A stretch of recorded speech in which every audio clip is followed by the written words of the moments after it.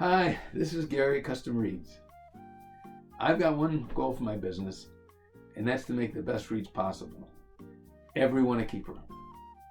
To accomplish that goal, I built specialized equipment that carves each of the reeds individually, not like the big manufacturers of large volumes. Also, I built specialized equipment to help me create the profiles that are unique to custom reeds. Two of these tools I'd like to talk about today. One is the fast Fourier transform frequency analyzer. It allows me to look at the frequencies generated by the reed as played on the instrument. The other is called the Cyborg Lip. This was developed because I wanted to see what the reed was actually doing while it was playing a note. How much of the reed moves, where does it move, what's your lip do? So those are the two things we're going to talk about today. I think it's pretty neat, and I think you'll enjoy the Cyborg Lip.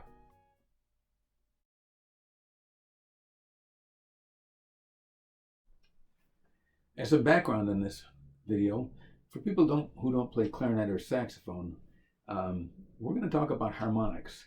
We're going to show harmonics. Harmonics are where you finger a note and you use your embouchure and your air diaphragm to play the interval above that note without changing fingerings and without putting in the octave key.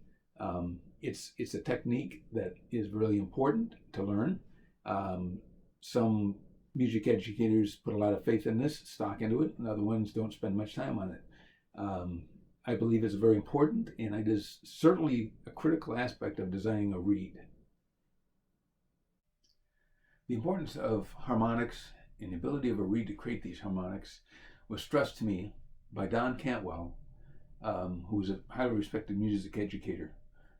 Don has a series of warm-up exercises where he recommends playing all these harmonics every time you pick up the instrument as a way to improve your sound, intonation, things of that nature. Don was the winner of the John LaPorta Jazz Educator of the Year Award, so he knows what he's talking about, and I've been listening to him.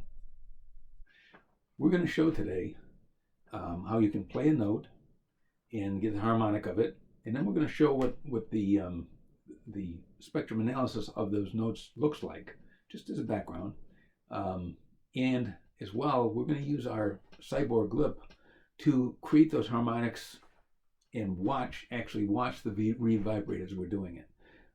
So hopefully this will answer a few questions. It's been very helpful to me in developing reeds. And I think going forward, it will continue to be a real key part of my equipment that's necessary for developing reed profiles that are very reliable and perform very well.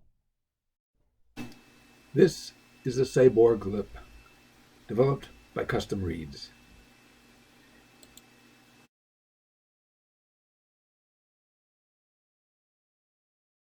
We're going to demonstrate these two tools based on playing harmonics on the clarinet. This will be based on a single note, F4, on the clarinet, and its associated harmonics, which are C5 and G6. So here's the harmonic series based upon F4, starting with F4. Then F4 and harmonic C5. Now F4, harmonic C5, and harmonic G6.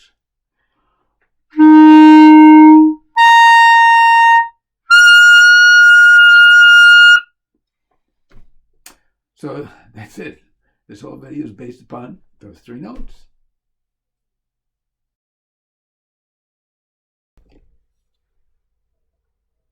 So here's the note we're going to play and the harmonics associated with it. So we finger on our B-flat clarinet in F4, which is basically the first bass. Its frequency is about 312 hertz. The first harmonic that we can play on that will be C5, and that's about 932 hertz. And the second harmonic for that same fingering is a G6. It's right around 1397 hertz. That's going to be a little bit out of tune, perhaps, depending on the instrument and the setup and things. The next slide here, we're going to play this root note, the F. And following that, you'll see the spectrum analysis of that note. Here is the graph of the spectrum in the frequency domain of that F4 note as played on my Cyborg clarinet with the haystack reed and the Portnoy mouthpiece.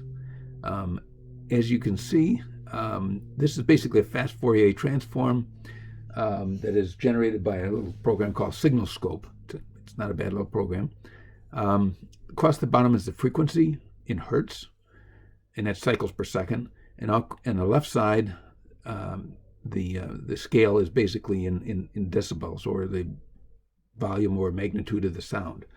As you see, the primary tone coming out of that, which is marked with a little blue line, if you follow that down, that ends up being right around that 312 hertz frequency. What's also interesting is you can see all the other peaks trailing off to the right, which are all harmonics that reed is actually generating as it's vibrating. This is very complicated, set of vibrations, but that creates that unique clarinet sound. Someone with a different sound would have a different set of harmonics. A different reed will definitely have a huge difference in harmonics, and we'll try to look at that in another video. If you look closely at the peaks of the spectrum, you'll see a small peak to the right of our F4, and then you see a larger peak, which just happens to be at about 932 hertz, which is our C5 that we're going to do next. If you look a little bit farther on, you'll also see something at about 1400 hertz, with some in between. But we'll work our way up to that. Now we're getting exciting. This is the haystack reed on a Portnoy mouthpiece in the Cyborg Lip fixture. It's producing F4, and we use a strobe light to stop the motion of the reed or slow it down so you can actually see it move. There is noise in the background, but it's really producing F4 as a sound. Now let's move on to the next harmonic for that fingering of F4, and that would be C5 at about 932 hertz. So again, we play the F4 note. We use our mouth to produce the harmonic of it. And the next chart here is the fifth spectrum analysis of that frequency, that 932 hertz. And again, if you follow the blue line down, you can see it connects on to about that spot, about 930 hertz. This was generated by a Cyborg clarinet. It's interesting to note that the next peak beyond the 932 C5 peak in this chart does not, in this case, line up with G6, the 1397. So we're looking at the harmonics of a harmonic.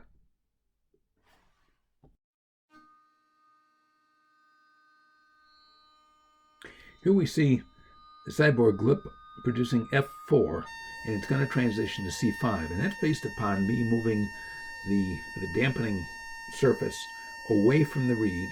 You'll see the reed increase in distance that it moves, and then jumps to the next harmonic, which again is the C5. It's at this point we can basically run the strobe light at a higher frequency, so you'll start to see more detail in the pictures. This gets even better when we go to the next C6 number.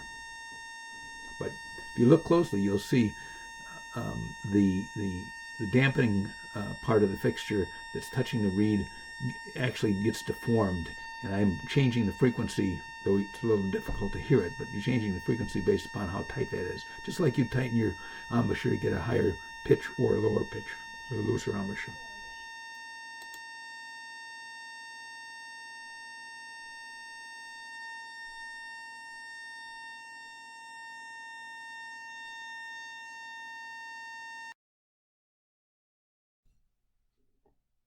Now I'll investigate harmonic G6. This is the dominant peak that shows up in the fast Fourier transform frequency analysis.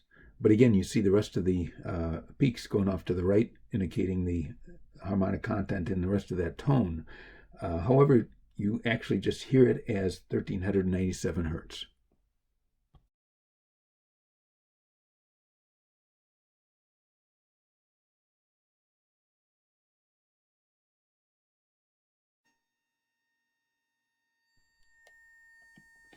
This clip now shows the Cyborg Lip generating C5, and as I move the dampener, if you want to think of it that way, away from the reed, it starts to generate G6.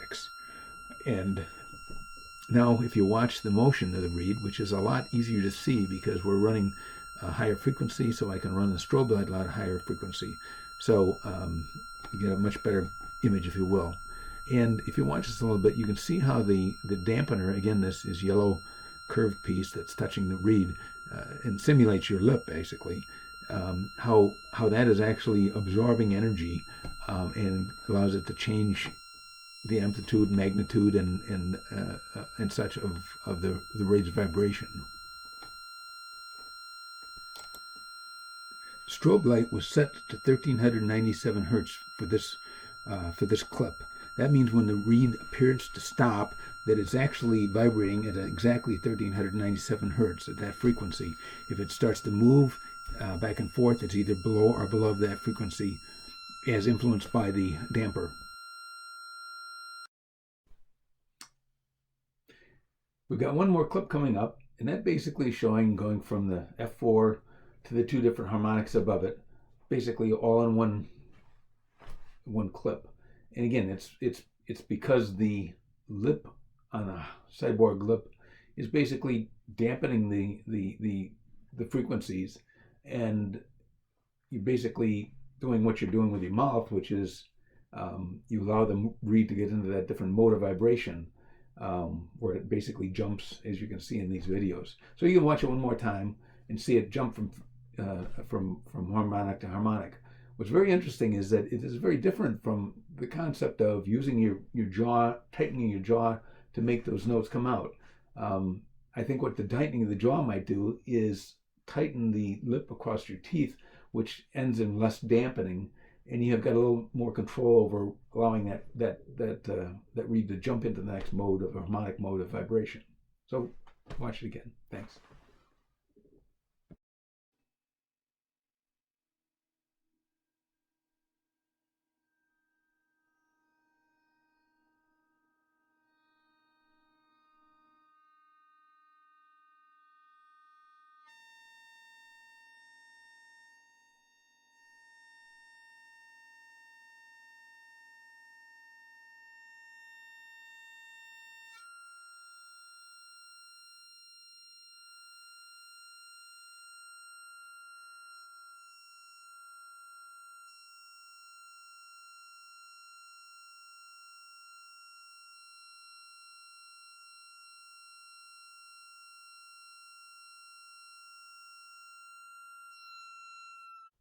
So that's it for today. I hope you enjoyed looking at what we presented. To me, the idea of watching the harmonics, the reed actually vibrating and changing the harmonics is fascinating. We'll be doing more with that in the future, as well as more on the frequency analysis of a good reed or a stuffy reed, things of that nature. So thank you for watching, and the next time you need reeds, or if you need reeds that every one of them is a good one, and call me at Custom Reeds. That's Gary at customreeds.com. And we'll see what we can do to fix you up with some really good quality reeds. Thank you very much. Bye.